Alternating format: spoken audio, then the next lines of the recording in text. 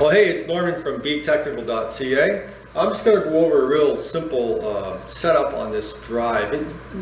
Factory settings, right? So we're going to start with factory settings for what's called two-wire control. Now, two-wire control is also known as low voltage release. Now, the type of control that you would use it for would be, say, a refrigeration unit or a pump or an HVAC system,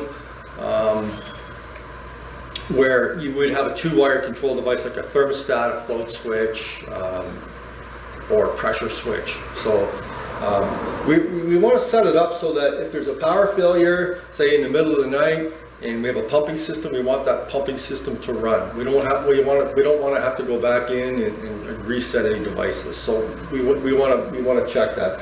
So this is wired for two-wire control, but it's using the factory settings. Now with drives, they have a little extra safety feature built in. So what I'm going to do is I'm going to turn it on, and I'm going to let the drive run up to its programmed frequency. We've got it set up pretty high. We have it set at 120 hertz. And what I'm going to do is I'm going to power down the drive unit externally. So I'm going to simulate a mains failure. I'm going to allow the mains to slow down a little bit. I'm going to let the mains come back on, re-energize the power to the drive, and the selector switch is still in the on position, but the drive is not running. Now this is the factory default settings for this drive and some other drives. So what you have to do is you have to go in and change it. There's a parameter, it's called rising edge, and it wants to see a rising edge. So when I release the selector switch, I have a ready signal on the drive now, and when I re-engage the selector switch, give it a run command, it'll run. All right. So that's a little extra safety feature they built into these drives.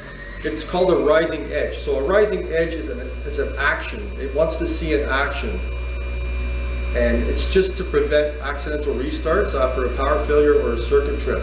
But if we know there's no hazard posed, say in a pumping application where the pump is in a sump and it's pumping effluent and there's a power failure in the middle of the night and the float switch is still calling for it to pump, when the power resumes, it can just go ahead and pump. So I'm going to set it up for that and show you the difference. Okay? So I'm going to shut this off. I'm going to go into the input-output menu on the drive, and I'm going to change that setting from transition to what's called level. And when I change it to level, it will take the level of the input into account. That's how it describes the parameter. If it's 0, it won't run. If it's 1, it'll run. Or if there's 24 volts at the logic input, it will just go ahead and run. Okay, so I'm going to go to that menu, and this is the input-output menu, and one of the first parameters is type of control. So two-wire control and three-wire control. I'm going to escape out, and I'm going to go down one parameter below that to a type of two-wire control. And right now it's set to TRN, which is transition. So it needs to see a transition edge, okay, before it'll run after a power failure. I'm going to change that to level. Okay, there's also another one, parameter in there called priority forward, but I'm just going to go with level because we only running forward anyway with this application. I'm going to push the dial, change that to level, going to escape out, and we're ready. I'm going to go ahead and run, and now I'm going to simulate a power failure.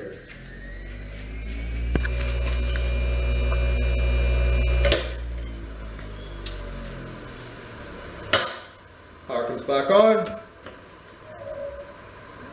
and it runs. Okay, so that's what you would want to have happen with your pump in the middle of the night. If you change from utility supply to generator supply at a pumping station, a municipal pumping station, you want everything to run back up. Okay, so next thing I'm going to demonstrate, next video, or next segment of this video rather, is the catch a spinning load after a power failure. Okay. So now, we're still in two-wire control mode, and we have our level set to run automatically after a power failure. But now what we want to do is we want to see how the load behaves after the power failure if it's a large spinning load. So what I'm going to do is I'm going to turn it on. I'm going to let it run up to frequency. We're running at about 120 hertz, and that's the rating of this inverter rated motor. I'm going to interrupt the power and then quickly turn it back on again, and you're going to notice something.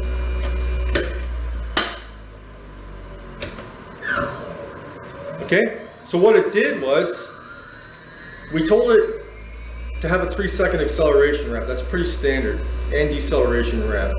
So when the power resumed to the drive, it took it back to 0 and started its 3-second acceleration ramp, because it doesn't know that's the factory setting for restarting on a power failure with a spinning load. So we're going to change that, because we have a high inertia load here. It could be a flywheel or like some sort of like a drum, like a blower, a large blower in an agricultural application or a plant. And if you have a power interruption, we don't want that thing going all the way back to 0. It could damage it. The impact on the load may be too great for the equipment.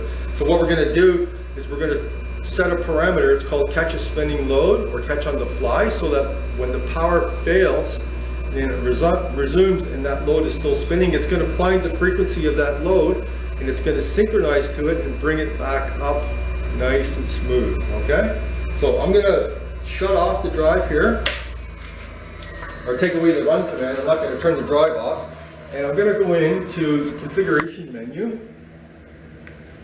And you're going to learn all about this when you work with the lab package and you work with the programming manual. Okay, I'm going to go into what's called fault management menu, and I'm going to set up catch a spinning load. I just have to scroll through some parameters here, so just bear with me. It's called FLR, flying load. Right now it's set to no, that's factory. So we're going to set it to yes, so it's going to catch that load. It's going to work with it. Okay, escape. Some parameters you have to hold your finger for 2 seconds to make the change if it's a significant change. We're going to run it up to its rated frequency, and you're going to notice a difference in the behavior after a power failure. I may have to do this a couple of times because it is very subtle. I'm going to power down. I'm going to let it slow down pretty good. And I'm going to re-energize.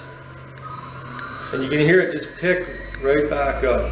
So you may have to back up in the video and look at how it behaved when we didn't have that parameter set. It actually stopped the motor, took it to 0 hertz, and re-accelerated.